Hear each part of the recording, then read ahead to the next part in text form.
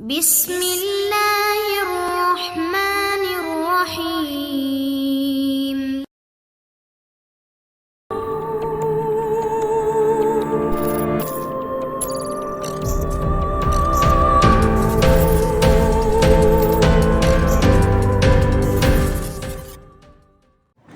السلام علیکم دوستو، Imran series novel calendar killer by Mazhar Kaleem M A. اگر آپ نے ابھی تک ہمارے چینل جاسوسی دنیا کو سبسکرائب نہیں کیا تو سبسکرائب کریں اور بیل آئیکن پر کلک کیجیے۔ آغاز۔ عمران کی کار نے جیسے ہی موڑ کاٹا، اسے اچانک پوری قوت سے بریک لگانا پڑ گیا اور ٹائر کی چیخوں سے ارد گرد کا ماحول گونج اٹھا۔ کار گھسٹتی ہوئی سڑک کے عین درمیان میں کھڑی ہوئی لڑکی کے قریب جا کر رک گئی۔ لڑکی بڑے اطمینان سے کھڑی ہوئی تھی، اس کے چہرے پر ہلکا سا خوف کا تاثر بھی نہیں تھا۔ اگر عمران بر وقت بریک نہ لگاتا تو کار اسے یقیناً کچل دیتی۔ سڑک کی سائڈ میں ایک سیاہ رنگ کی مرسیڈیز موجود تھی جس کے ساتھ 4 نوجوان لڑکیاں موجود تھیں۔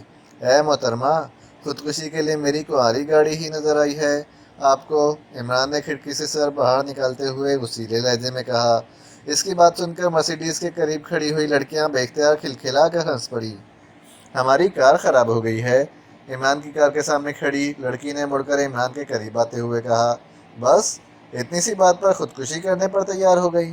ارے میری کار ہر دوسرے روز خراب ہو جاتی ہے، مگر میں نے تو فیصلہ کر رکھا ہے کہ کار خودکشی بے شک کر لے، مگر میں نہیں کروں گا، عمران نے بڑے سنجیدہ لہجے میں جواب دیتے ہوئے کہا۔ میں خودکشی نہیں کر رہی تھی، تمہاری کار روک رہی تھی، اس لڑکی نے اس بار مسکراتے ہوئے جواب دیا۔ باقی لڑکیاں بھی اس کے قریب پہنچ گئی تھیں۔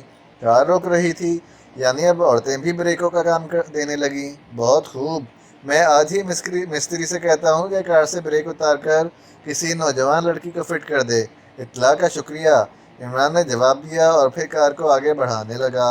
ارے سنیے تو صحیح، اسی لڑکی نے بھاگ کر دوبارہ اس کی کار کے آگے آتے ہوئے کہا اور عمران نے کار روک دی۔ جی فرمائیے، عمران نے بڑی سنجیدگی سے کہا۔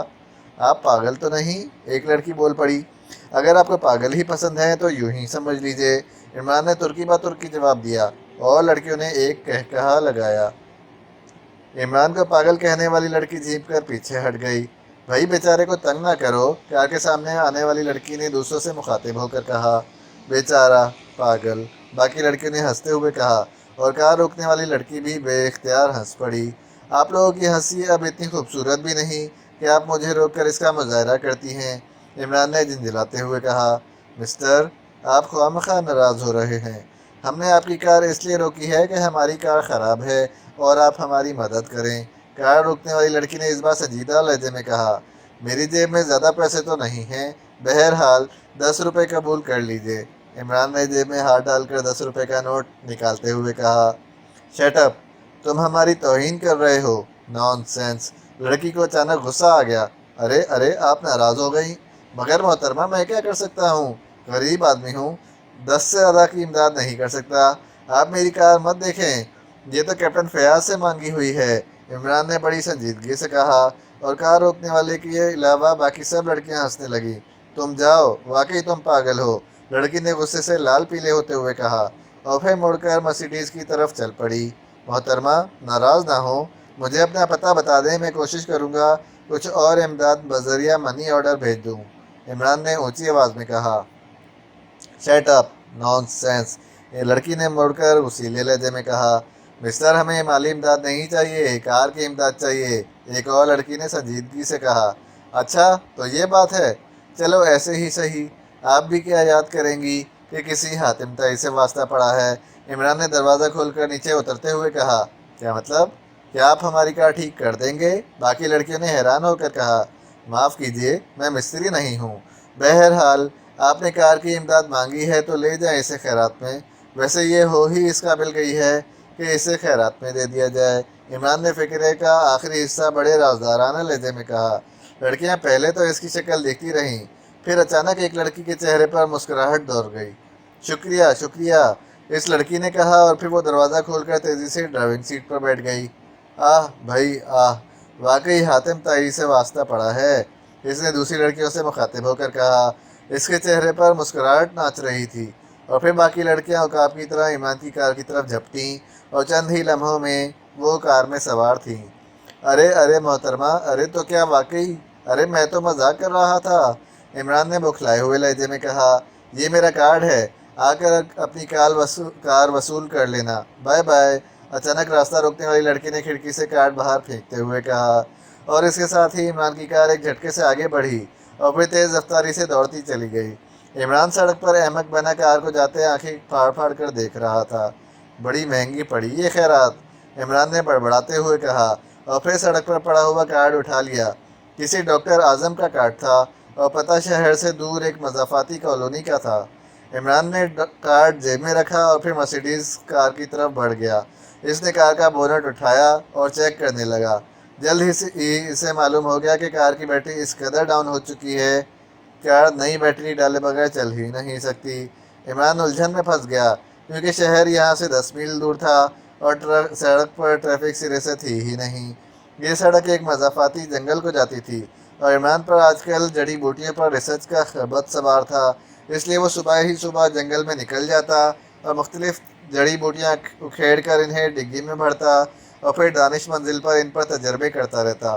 گو اس ریسرچ کو شروع کیے ہوئے اسے 1 ہفتہ سے زیادہ ہو چکا تھا، مگر سوائے ان بدمزہ اور کڑوی جنگلی بوٹیوں کا ذائقہ چکھنے کے وہ کچھ اور کر بھی نہ سکتا تھا۔ آج بھی وہ چند نئی بڑی جڑی بوٹیاں لے کر واپس جا رہا تھا کہ لڑکیاں اس کی کار لے اڑیں۔ عمران کے پاس اب اس کے سوا اور کوئی چارہ نہ تھا کہ وہ پیدل شہر کی طرف مارچ شروع کر دیتا۔ چنانچہ اپنی حاتم طائی والی خصوصیت کو کوستا ہوا وہ شہر کی طرف چل پڑا۔ ڈیڈی، آج تو ایک انتہائی دلچسپ واقعہ ہوا، آپ سنیں گے تو بے اختیار ہنسیں گے، نوجوان لڑکی نے کمرے کا دروازہ کھول کر جوشیلے لہجے میں کہا۔ بیٹے مجھے تنہا چھوڑ دو، میں آج بے حد پریشان ہوں، کرسی پر بیٹھے ہوئے بوڑھے نے انتہائی سنجیدہ لہجے میں کہا۔ کیا ہوا ڈیڈی؟ آپ کے چہرے پر تو ہوائیاں اڑ رہی ہیں، خیریت ہے؟ لڑکی نے اچانک سنجیدہ ہوتے ہوئے کہا۔ نہیں، ایسی کوئی بات نہیں، بہرحال مجھے تنہا چھوڑ دو، میں کچھ سوچ رہا ہوں، بوڑھے نے انتہائی سنجیدہ لہجے میں جواب دیتے ہوئے کہا۔ ڈیڈی آخر ہوا کیا؟ کچھ مجھے بھی تو بتائیں، میں آپ کو صبح اچھا بھلا چھوڑ کر گئی تھی، اب آخر کیا ہو گیا؟ لڑکی نے بوڑھے کے گلے میں بازو ڈالتے ہوئے کہا۔ اس کے لہجے سے شدید پریشانی ٹپک رہی تھی۔ کچھ نہیں ہوا، بوڑھے نے اچانک موضوع بدلتے ہوئے قدرے شکستہ لہجے میں کہا۔ ڈیڈی آپ ایسی باتیں نہ کیا کریں، میرا دل کانپ جاتا ہے، میں آپ کو پریشان نہیں دیکھ سکتی، لڑکی نے کہا۔ ارے نہیں بیٹے، کوئی خاص بات نہیں تھی، بس ایک تھیوری کے متعلق سوچ رہا تھا۔ اچھا بتاؤ کیا بات ہوئی؟ ڈیڈی آج صبح میں اپنی سہیلیوں کے ساتھ کار میں گھومنے مضافاتی جنگل کی طرف نکل گئی تھی، اور ڈیڈی راستے میں ہماری کار خراب ہو گئی، بڑا مسئلہ بن گیا، اس سڑک پر کوئی ٹریفک ہی نہ تھی، پھر ڈیڈی ایک کار آتی نظر آ گئی، ہم نے ڈیڈی سے روکا اور کار چلانے والے نوجوان سے امداد کی درخواست کی، پھر ڈیڈی پتہ ہے کیا ہوا؟ لڑکی نے آنکھیں مٹکاتے ہوئے کہا۔ کیا ہوا؟ ڈیڈی اس نوجوان نے کار ہمیں بطور امداد دے دی، لڑکی نے ہنستے ہوئے کہا۔ بطور امداد دے دی؟ کیا مطلب؟ بوڑھے نے چونک کر کہا۔ ڈیڈی اس نے یہ سمجھا کہ ہم امداد میں اس کی کار مانگ رہے ہیں، حالانکہ ہمارا مطلب تو یہ تھا کہ یا وہ ہماری کار ٹھیک کر دے یا ہمیں شہر تک لفٹ دے دے، مگر وہ کار سے اتر کر کھڑا ہو گیا اور کہنے لگا کہ لے جاؤ کار، اور ہم ڈیڈی کار لے کر آ گئے، اب وہ جوتیاں چٹکھاتا آ رہا ہوگا شہر کی طرف، لڑکی نے ہنستے ہوئے کہا۔ ارے تو کیا اس غریب کو وہیں چھوڑ آئیں؟ بوڑھے نے چونک کر کہا۔ اور ڈیڈی کیا کرتی؟ اس نے امداد جو دی تھی، لڑکی نے کہا لگاتے ہوئے کہا۔ بری بات ہے بیٹا، وہ بیچارہ پریشان ہوگا، بوڑھے نے مسکراتے ہوئے کہا۔ ہوتا رہے، بہرحال میں اسے اپنا کارڈ دے آئی تھی کہ وہ آ کر اپنی کار وصول کر لے۔ ڈیڈی کار کی ٹینکی پیٹرول سے بھری ہوئی تھی، چنانچہ ہم شہر میں خوب گھومتے پھرتے رہے اور پھر سہیلیوں کو ان کے گھر میں چھوڑ کر میں آ گئی، لڑکی نے ہنستے ہوئے جواب دیا۔ اچھا اب وہ نوجوان آئے تو اس سے معذرت کر لینا، بیچارہ خواہ مخواہ میں پریشان ہوا ہوگا، بوڑھے نے لڑکی کے کندھے پر تھپکی دیتے ہوئے کہا۔ پھر اس سے پہلے کہ لڑکی کوئی جواب دیتی، ایک ملازم کمرے میں داخل ہوا، اس نے ہاتھ میں پکڑا ہوا کارڈ بوڑھے کے سامنے رکھتے ہوئے کہا۔ ایک نوجوان آپ سے ملنا چاہتا ہے۔ ارے ڈیڈی یہ وہی کارڈ ہے جو میں کار والے کو دے آئی تھی، اب پہنچا ہے یہ، لڑکی نے ہنستے ہوئے کہا۔ اسے یہیں بلا لو، میں خود اس سے معذرت کر لوں گا، بوڑھے نے جواب دیا اور ملازم مؤدبانہ انداز میں سلام کر کے واپس مڑ گیا۔ چند لمحوں بعد عمران اندر داخل ہوا۔ اس کی پتلون اور جوتے مٹی سے بھرے ہوئے تھے، بال پریشان تھے، یوں لگتا تھا جیسے کوئی طویل سفر کر کے آ رہا ہو۔ السلام علیکم، عمران نے اندر آتے ہوئے بڑے مؤدبانہ لہجے میں کہا۔ وعلیکم السلام بیٹا، آؤ، بوڑھے نے شگفتہ لہجے میں کہا۔ لڑکی منہ پھیر کر ہنسنے لگی۔ جی بیٹا، مگر معاف کیجیے میرے والد تو، عمران نے جھجکتے ہوئے کہا، اور بوڑھا ہنس پڑا۔ میں بھی تمہارے والد اتنا ہی ہوں گا۔ آپ کی عمر کیا ہوگی؟ عمران نے بڑی سنجیدگی سے کہا۔ 70 سال تو ہوگی، پھر مشکل ہے، میرے والد تو 60 سال کے ہوں گے، 10 سال کا تو بڑا فرق ہے، عمران نے یوں سنجیدہ لہجے میں کہا جیسے اسے بڑی مایوسی ہوئی ہے۔ اچھا چلو چھوڑو اس بات کو، بوڑھے نے مسکراتے ہوئے کہا۔ جی بہتر، اور پھر ایک کرسی پر ڈھیر ہو گیا۔ میری بیٹی سمرانہ نے بڑی زیادتی کی ہے تمہارے ساتھ، میں ذاتی طور پر معذرت خواہ ہوں۔ سمرانہ آپ کی بیٹی ہے؟ ہاں، یہ میری بیٹی ہے، میری اکلوتی بیٹی، بڑی شرارتی ہے، مگر تمہیں تکلیف ہوئی اس لیے میں معذرت خواہ ہوں۔ بیٹے ملازم سے کچھ کہو لے آئے، بوڑھے نے لڑکی کی طرف اشارہ کرتے ہوئے کہا۔ کچھ نہیں جناب، مجھے سالم چاہیے۔ کچھ کو میں کیا کروں گا؟ سالم کیا مطلب، میں سمجھا نہیں، بوڑھے نے چونک کر کہا۔ وہ یوں عمران کو دیکھ رہا تھا جیسے اس کی دماغی صحت کی طرف سے مشکوک ہو گیا ہو۔ آپ کار لے آنے کے لیے کہہ رہے ہیں نا؟ میں کچھ کار کو کیا کروں گا، دینی ہے تو سالم دیجیے، ورنہ، عمران نے بڑے سنجیدہ لہجے میں کہا۔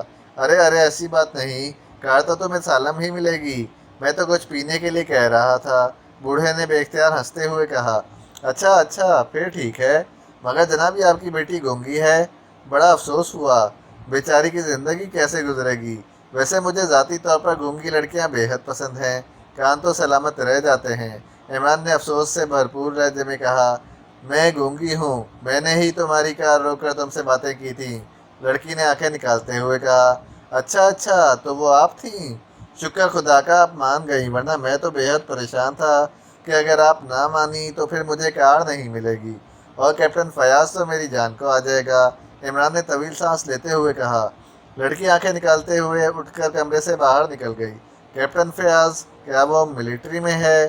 کاش وہ ملٹری میں ہوتا تو یقیناً گزشتہ جنگ میں شہید ہو چکا ہوتا اور میری جان چھوٹ جاتی، بلکہ مستقل روزی کا سہارا بن جاتا، میں اس کی قبر پر قوالی کرتا اور اس کا رابطہ خوب آمدنی ہوتی، مگر وہ تو ایک نمبر ڈھیٹ ہے جناب، مرتا ہی نہیں، عمران نے مسمسی سی صورت بناتے ہوئے کہا۔ تم بے حد دلچسپ آدمی ہو نوجوان، تم نے اپنا تعارف نہیں کرایا۔ ہاں، یہ تعارف والی مصیبت بھی رہتی ہے۔ اچھا جناب، تو سنیں میرا تعارف، مجھے حقیر فقیر پر تقصیر حرجمنداں بندہ ناداں کو علی عمران MSc/DSc آکسیجن کہتے ہیں، عمران نے تفصیل سے اپنا تعارف کراتے ہوئے کہا۔ MSc/DSc، بوڑھے نے چونکتے ہوئے کہا۔ بہت خوب، تو تم بھی میری لائن کے آدمی ہوئے۔ لائن آپ کی کون سی لائن ہے، مین لائن یا برانچ لائن؟ ویسے مجھے برانچ لائن پسند نہیں ہے، چھک چھک کرتے رہو مگر اسٹیشن آتا ہی نہیں، عمران نے معصوم سے لہجے میں کہا۔ بہت دلچسپ آدمی ہو، میرا مطلب دوسرا تھا، میں ایک سائنسدان ہوں، میرا نام ڈاکٹر اعظم ہے، بوڑھے نے مسکراتے ہوئے کہا۔ او اچھا، اچھا تو آپ سائنسدان ہیں، میں تو سمجھا تھا آپ ہومیوپیتھک ٹائپ کے ڈاکٹر ہوں گے، عمران نے سنجیدگی سے کہا۔ ہاں بھائی، وہ بھی ڈاکٹر ہوتے ہیں، اب کیا کیا جائے، بہرحال مجھے افسوس ہے کہ سمرانہ کی وجہ سے تمہیں تکلیف اٹھانا پڑی، میں معذرت خواہ ہوں، بوڑھے نے اس بار سنجیدہ لہجے میں کہا۔ کوئی بات نہیں جناب، ویسے بھی میں نے حاتم طائی بننے کی کوشش کی تھی، آج پتہ چلا کہ حاتم طائی بننا بڑا جان جوکھوں کا کام ہے، عمران نے جواب دیا، اور پھر اس سے پہلے کہ بوڑھا کچھ کہتا، اچانک میز پر پڑے ہوئے ٹیلی فون کی گھنٹی بج اٹھی۔ ہیلو، ڈاکٹر اعظم اسپیکنگ، بوڑھے نے ریسیور اٹھاتے ہوئے کہا۔ سلطان، دوسری طرف سے سر سلطان کی آواز سنائی دی۔ اوہ سلطان بھائی، میں نے تمہیں فون کیا تھا، میں بڑا پریشان ہوں، انتہائی پریشان، بوڑھے نے انتہائی سنجیدہ لہجے میں کہا۔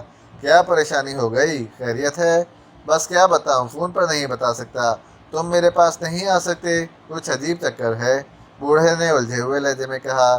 مگر میں تو بہت مصروف ہوں، کچھ پتہ بھی تو چلے کہ آخر پریشانی کس قسم کی ہے، سر سلطان نے الجھے ہوئے لہجے میں پوچھا۔ بھائی کیا بتاؤں، بس یوں سمجھ لو کہ میری زندگی کو شدید خطرہ ہے، کسی بھی وقت مجھے اغوا کیا جا سکتا ہے۔ بوڑھے نے عمران کی طرف دیکھتے ہوئے کہا، اوہ، اس کا مطلب ہے کوئی سیریس بات ہے۔ اچھا، میں ایک نوجوان کو تمہارے پاس بھیجتا ہوں، اس کا نام علی عمران ہے، تم اسے تفصیل سے سب کچھ بتا دو، مجھے یقین ہے کہ وہ تمہاری پریشانی دور کر دے گا۔ سر سلطان نے کچھ سوچتے ہوئے جواب دیا، علی عمران؟ وہ کون ہے؟ بوڑھے نے چونک کر عمران کی طرف دیکھتے ہوئے کہا، میرا خاص آدمی ہے، تم فکر نہ کرو، اسے سب کچھ بتا دینا، مجھ سے زیادہ وہی تمہاری پریشانی کا حل تلاش کر سکتا ہے، میں اسے ابھی کانٹیکٹ کرتا ہوں۔ سر سلطان نے کہا، کیا وہ MSCDSC آکسن ہے؟ بوڑھے نے عمران کو بغور دیکھتے ہوئے کہا، ہاں ہاں وہی، کیا تم اسے جانتے ہو؟ وہ اس وقت میرے پاس موجود ہے، مگر وہ تو… بوڑھا کچھ کہتے کہتے رک گیا، شاید وہ عمران کے متعلق کوئی ریمارکس پاس کرنا چاہتا تھا، مگر عمران کی وجہ سے خاموش ہو گیا۔ تمہارے پاس موجود ہے؟ یہ کیسے ہو سکتا ہے؟ اسے فون دینا۔ سر سلطان کے لہجے میں شدید حیرت تھی اور بوڑھے نے ریسیور عمران کی طرف بڑھا دیا۔ علی عمران، MSCDSC آکسین، عمران نے بڑے سنجیدہ لہجے میں کہا۔ عمران بیٹے، تم ڈاکٹر اعظم کے پاس کیسے پہنچ گئے؟ انہوں نے مجھے اپنا بیٹا بنا لیا ہے، عمران نے جواب دیا۔ بیٹا بنا لیا ہے؟ کیا مطلب؟ اچھا سمجھ گیا، تو یہ بات ہے۔ سمرانہ اچھی لڑکی ہے، میں اسے جانتا ہوں، مگر ہے بڑی شوخ، تمہاری جوڑی صحیح رہے گی، مگر سر رحمان کو علم ہے اس بات کا؟ ارے خدا کے لیے انہیں کچھ نہ بتانا، ورنہ آپ جانتے ہی ہیں چنگیزی خون جوش میں آ جائے گا، اور پھر ظاہر ہے ٹائیں ٹائیں فش۔ عمران نے بوکھلائے ہوئے لہجے میں کہا، ارے نہیں، ایسی کوئی بات نہیں، وہ بیچارے تو مدت سے آس لیے بیٹھے ہیں، وہ ڈاکٹر اعظم کو اچھی طرح جانتے ہیں، انہیں قطعاً اعتراض نہیں ہوگا، تم بے فکر رہو۔ سر سلطان نے ہنستے ہوئے کہا، خدا کے لیے سر سلطان صاحب معاف کر دیجیے، غلطی ہو گئی، میں ڈاکٹر صاحب سے کہہ دوں گا کہ وہ اپنے الفاظ واپس لے لیں، ابھی تو کار خیرات میں دی ہے، پھر جان بھی دینی پڑ جائے گی۔ عمران نے کہا، کار خیرات میں دی ہے؟ کیا مطلب؟ یہی تو مصیبت ہے کہ مطلب کوئی نہیں سمجھتا۔ میرا خیال ہے مجھے ایک اسکول کھول لینا چاہیے، جہاں مطلب بتانے کی کچھ فیس تو ملے گی۔ عمران نے جواب دیا، تم پھر پٹری سے اتر گئے۔ اچھا، بہرحال یہ اچھا ہی ہوا کہ تم وہاں موجود ہو، ڈاکٹر اعظم کسی پریشانی میں مبتلا ہیں، یہ ہمارے ملک کے ایک سائنسدان ہیں جو ہمارے لیے باعث فخر ہیں، اور پھر آج کل یہ ایک ایسے فارمولے پر کام کر رہے ہیں جو اگر کامیاب ہو گیا تو ہمارا ملک پوری دنیا میں ممتاز ہو جائے گا، اس لیے انہیں کوئی پریشانی نہیں ہونی چاہیے۔ سر سلطان نے سنجیدہ لہجے میں کہا، نہیں ہوگی، عمران نے جواب دیا۔ ٹھیک ہے، مجھے تم سے یہی امید تھی، ریسیور ڈاکٹر کو دے دو۔ سر سلطان نے اطمینان کا سانس لیتے ہوئے کہا، اور عمران نے ڈھیلے ہاتھوں سے ریسیور ڈاکٹر اعظم کی طرف بڑھا دیا۔ یس، ڈاکٹر اعظم نے کہا، ڈاکٹر تم سب کچھ تفصیل سے عمران کو بتا دو اور مطمئن ہو جاؤ، باقی کام وہ خود کر لے گا، مگر تم اس کی باتوں پر مت جاؤ، یہ بظاہر ایسا ہی ہے، مگر میں جانتا ہوں کہ در حقیقت یہ کیا ہے۔ بس یوں سمجھ لو کہ اس ملک کی سلامتی کا انحصار اسی نوجوان پر ہے، تم بے فکر رہو، میں پوری ذمہ داری سے کہہ رہا ہوں۔ سر سلطان نے سمجھاتے ہوئے کہا، اچھا تم کہتے ہو تو ٹھیک ہے۔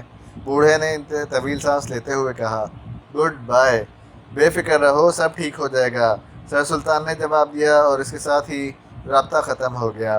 ڈاکٹر اعظم نے ریسیور رکھ دیا، ملازم اس دوران چائے کے برتن میز پر رکھ گیا تھا، اور عمران چائے کی پیالیاں بنا کر بڑے اطمینان سے چسکیاں لے رہا تھا۔ سر سلطان تمہاری بڑی تعریف کر رہے تھے، ڈاکٹر اعظم نے کچھ سوچتے ہوئے کہا، یہ ان کی ذرا نوازی ہے، ورنہ من آنم کے من دانم۔ عمران نے بڑے انکسارانہ لہجے میں کہا، آؤ میرے ساتھ، ڈاکٹر نے کرسی سے اٹھتے ہوئے کہا، اور عمران نے پیالی میز پر رکھی اور اٹھ کھڑا ہوا۔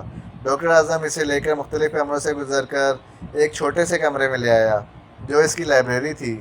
اس نے دروازہ بند کر دیا اور ایک کرسی کی طرف اشارہ کرتے ہوئے خود ایک الماری کی طرف بڑھ گیا۔ چند لمحوں بعد جب وہ واپس مڑا تو اس کے ہاتھ میں ایک چھوٹا سا کارڈ تھا۔ اس نے کارڈ عمران کے سامنے ڈال دیا اور خود اس کے مقابل کرسی پر بیٹھ گیا۔ عمران نے کارڈ اٹھا لیا۔